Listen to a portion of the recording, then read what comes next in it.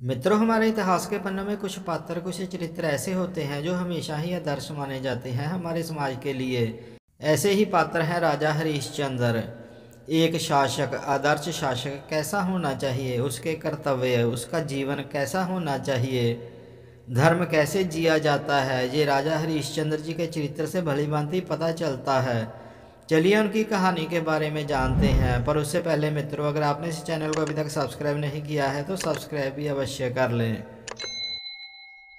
मित्रों, इस कहानी का सोर्स है मार्कंडेय पुराण। त्रेता युग में हरिश्चंद्र नाम से प्रसिद्ध एक राज ऋषि रहते थे। मित्रों, उस कालखंड में राजा भी एक ऋषि की भांति ही रहा करते थे। उनका चरित्र एक ऋषि जैसा ही होता था। शासक होने के बाद भी राज ऋषि राजा हरिश्चंद्र वे बड़े ही महात्मा, भूमंडल के पालक, सुंदर कीर्ति से युक्त और सब प्रकार से श्रेष्ठ थे। उनके राज्यकाल में कभी अकाल नहीं पड़ा, किसी को रोग नहीं हुआ, मनुष्यों की अकाल मृत्यु नहीं हुई और प्रवासियों की कभी अधर्म में रुचि भी नहीं हुई। उस समय प्रजा वर्ग के लोग धन, वीर्य और तपस्या के मद से उन्मत्त नहीं होते थे। कोई भी स्त्री ऐसी नहीं देखी जाती थी जो पूर्ण यौवन अवस्था को प्राप्त किए बिना ही संतान को जन्म देती रही हो। एक दिन महाबाहु राजा हरिश्चंद्र जंगल में शिकार खेलने के लिए गए। वहां शिकार के पीछे दौड़ते हुए उन्होंने बारंबार कुछ स्त्रियों की कातरवाणी सुनी। वे कह रही थी, हमें बचाओ, हमें बचाओ। राजा शिकार का पीछा छोड़कर उन स्त्रियों के लक्ष्य की ओर जाकर बोला, डरो मत, डरो मत। ऐसा कौन है दुष्ट बुद्धि वाला पुरुष जो मेरे शासन काल में भी ऐसा न्याय करता है। उन्हें दूर से इस तरह कहते हुए जहाँ से वो आ जा रही थी, राजा उस ओर चल दिए। इसी बीच में प्रत्येक कार्य के प्रारंभ में बाधा उत्पन्न करने वाले रुद्र कुमार विघ्नराज इस प्रकार सोचने लगे, वे महर्षि बड़े ही पराक्रमी हैं और अनुपम तपस्या का आश्रय लेकर उत्तम व्रत का पालन करते हुए उन भवादी विद्यों का साधन करते हैं जो पहले इन्हें सिद्ध नहीं हो सकी हैं। वे महर्षि क्षमा, मौन तथा आत्म संयम पूर्वक जिन विद्याओं का साधन करते हैं, वे उनके भय से पीड़ित होकर यहाँ विलाप कर रही हैं। उनके उद्धार का कार्य मुझे किस प्रकार करना चाहिए, इस प्रकार का विचार करते हुए विघ्नराज रुद्र कुमार ने राजा के शरीर में प्रवेश किया। ऐसा होते ही उनके आवेश से युक्त होने पर राजा ने क्रोधपूर्वक ये बात कही। वो ऊंची आवाज में चिल्लाकर बोले, ये कौन पापाचारी मनुष्य है जो कपड़ों की गठरी में अग्नि को बांध रहा है।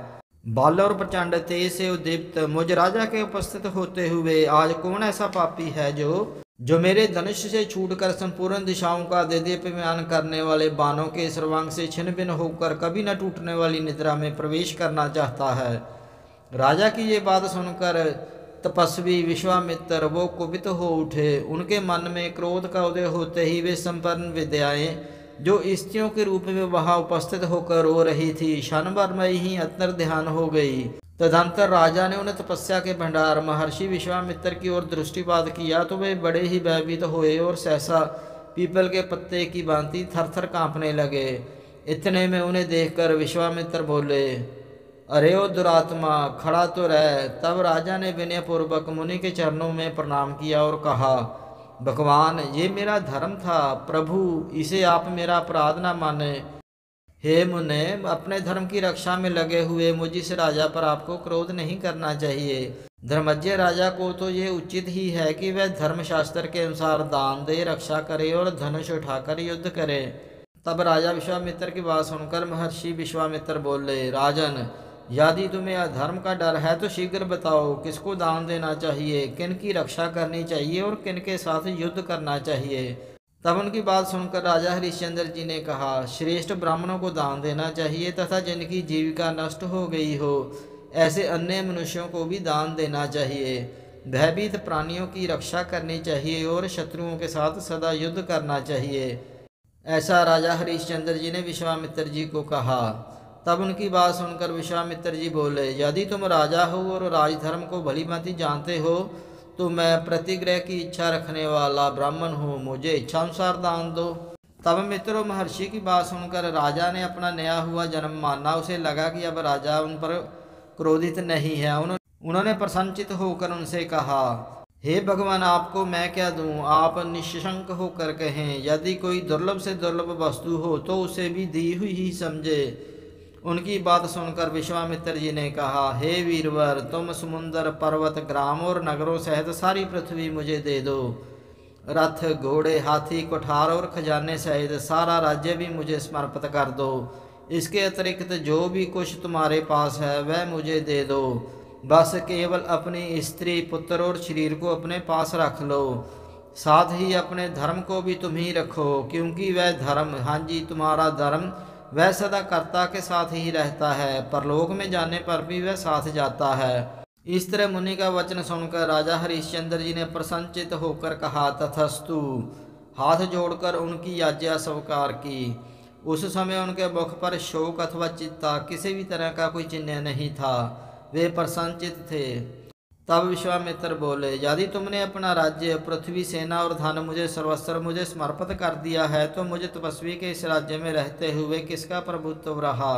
उनकी बात सुनकर राजा हरिश्चंद्र जी ने कहा, हे ब्राह्मण, मैंने जिस समय ये पृथ्वी दी है उसी समय आप भी मेरे स्वामी हो गए, फिर आपके इस पृथ्वी के राजा होने की तो बात ही क्या है। उनकी बात सुनकर विश्वामित्र बोले, राजन, यदि तुमने ये सारी पृथ्वी मुझे दान दी है तो जहाँ जहाँ मेरा प्रभुत्व हो वहाँ से तुम्हें निकल जाना चाहिए। कारधनी और समस्त भूषणों का संग्रह यहीं छोड़कर तुम बरुकल का वस्त्र लपेट लो और अपनी पत्नी तथा पुत्र के साथ यहाँ से चले जाओ। उनकी बात सुनकर बहुत अच्छा ये कहकर राजा हरिश्चंद्र अपनी पत्नी शैब्या तथा पुत्र रोहित उसे लेकर वहाँ से जाने लगे। उसी समय विश्वामित्र जी ने उनका मार्ग रोककर कहा, मुझे राज सूर्य यज्ञ की दक्षिणा दिए बिना तुम कहाँ जा रहे हो। तब उनकी बात सुनकर राजा हरिश्चंद्र बोले, भगवान, अकंटक राज्य तो मैंने आपको दे ही दिया है, अब तो मेरे पास ये 3 शरीर ही शेष बचे हैं। तब विश्वामित्र जी ने उनसे कहा, तो भी तुम्हें मुझे यज्ञ की दक्षिणा तो देनी ही चाहिए। विशेषतः ब्राह्मणों को कुछ देने की प्रतिज्ञा करके यदि ना दिया जाए तो वह प्रतिज्ञा भंग का दोष उसे उस व्यक्ति का नाश कर डालता है। हे राजन, राज सूर्य यज्ञ में ब्राह्मणों को जितने से संतोष हो उस यज्ञ की उतनी ही दक्षिणा देनी चाहिए। तुमने ही पहले प्रतिज्ञा की है कि देने की घोषणा कर देने पर अवश्य देना चाहिए, अताताइयों से युद्ध करना चाहिए तथा अर्धजनों की रक्षा करनी चाहिए। उनकी बात सुनकर राजा हरिश्चंद्र उनसे बोले, भगवान, इस समय मेरे पास कुछ भी नहीं है, समय अनुसार अवश्य आपको दूंगा। उनकी बात सुनकर विश्वामित्र जी ने उनसे कहा, हे राजन, इसके लिए मुझे कितने समय प्रतीक्षा करनी होगी, शीघ्र बताओ। तब उनकी बात सुनकर राजा हरिश्चंद्र जी बोले, हे ब्रह्मर्षि, मैं 1 महीने में आपको दक्षिणा के लिए धन दूंगा। इस समय मेरे पास धन नहीं है, अतः मुझे यहाँ से जाने की आज्ञा दीजिए। विश्वामित्र जी ने कहा, नृपश्रेष्ठ, जाओ जाओ, अपने धर्म का पालन करो, तुम्हारा मार्ग कल्याण में ही हो। इस तरह विश्वामित्र जी ने जब जाओ कहकर जाने की आज्ञा दी तो राजा हरिश्चंद्र नगर से चल पड़े। उनके पीछे उनकी प्यारी पत्नी शैब्या वो भी चल दी, जो पैदल चलने के योग्य कदापि नहीं थी, अब उसे पैदल चलना पड़ रहा था। रानी और राजकुमार सहित राजा हरिश्चंद्र जी उन्हें नगर से निकलते देखकर उनके अनुयायी, सेवकगण और प्रवासी मनुष्य विलाप करने लगे। हे नाथ, हम पीड़ितों का आप क्यों परित्याग कर रहे हैं। राजन, आप धर्म में तत्पर रहने वाले तथा प्रवासियों पर कृपा करने वाले हैं। हे राज ऋषि, आप धर्म समझे तो हमें भी अपने साथ ले चले। महाराज, 2 घड़ी तो ठहर जाइए, हमारे नेत्र रूपी भ्रमर आपके मुखारविंद की रूप शिशा का पान तो कर लें, फिर हमें कब आपके दर्शन का सौभाग्य प्राप्त होगा। हाय, वो दुख से पीड़ित हो रहे थे। जिन महाराज की आज्ञा के चलने पर पीछे कितने राजा चला करते थे, आज उन्हीं के पीछे उनकी रानी अपने बालक पुत्र को गोद में लिए हुए चल रही है। यात्रा के समय जिनके सेवक भी हाथियों पर बैठकर आगे चला करते थे, वे ही महाराज हरिश्चंद्र आज पैदल चल रहे हैं। हा राजन, मनोहर भौहों, चिकनी त्वचा तथा ऊंची नासिका से सुशोभित आपका सुकुमार मुख मार्ग में धूलि से दूसरे तौर क्लेश युक्त होकर ना जाने कैसी दशा को प्राप्त होगा। हे नृपश्रेष्ठ, ठहर जाइए, ठहर जाइए, यही अपने धर्म का पालन कीजिए। क्रूरता का परित्याग ही सबसे बड़ा धर्म है, विशेषतः क्षत्रियों के लिए तो ये सबसे उत्तम है। हे नाथ, अब हमें स्त्री, पुत्र, धन, धान्य आदि से क्या लेना है। ये सब छोड़कर हम लोग भी आपके साथ छाया की भांति रहेंगे। हे नाथ, हे महाराज, हे स्वामी, आप हमें क्यों त्याग रहे हैं? जहाँ आप रहेंगे वहाँ हम भी रहेंगे। जहाँ आप हैं वही नगर है, और जहाँ हमारे महाराज हैं वही हमारे लिए स्वर्ग है। इस तरह उनकी प्रजा उनके लिए विलाप कर रही थी। प्रवासियों की ये बात सुनकर राजा हरिश्चंद्र शोकमग्न होकर उन पर दया करने के लिए मार्ग में उस समय ठहर गए। विश्वामित्र जी ने देखा राजा का चित्त प्रवासियों के वचनों से व्याकुल हो उठा है। तब वे उनके पास पहुंची और रोष तथा अमर्ष से आंखें फाड़कर बोले, अरे तू तो बड़ा दुराचारी, झूठा और कपटपूर्व बातें करने वाला है। धिक्कार है तुझे, जो मुझे राज्य देकर फिर उसे वापस ले लेना चाहता है। इस तरह विश्वामित्र जी ने उन्हें कठोर वचन कहे। विश्वामित्र जी के इस तरह के कठोर वचन सुनकर राजा हरिश्चंद्र वो कांप उठे और उन्होंने कहा, जाता हूँ जाता हूँ। इस तरह वह अपनी पत्नी का हाथ पकड़कर खींचते हुए उन्हें शीघ्रपूर्वक ले चले।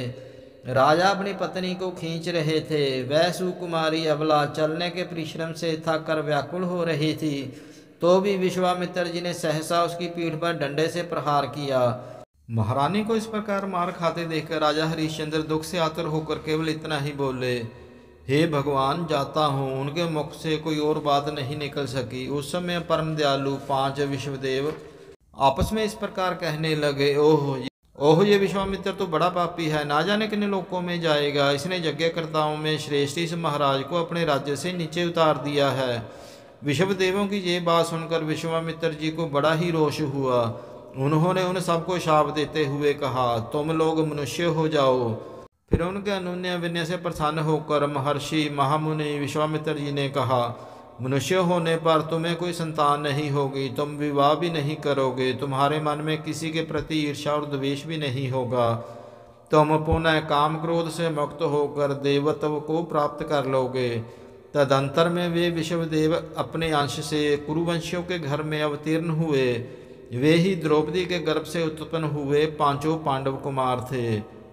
महामुनि विश्वामित्र के शाप से ही उनका विवाह नहीं हुआ था।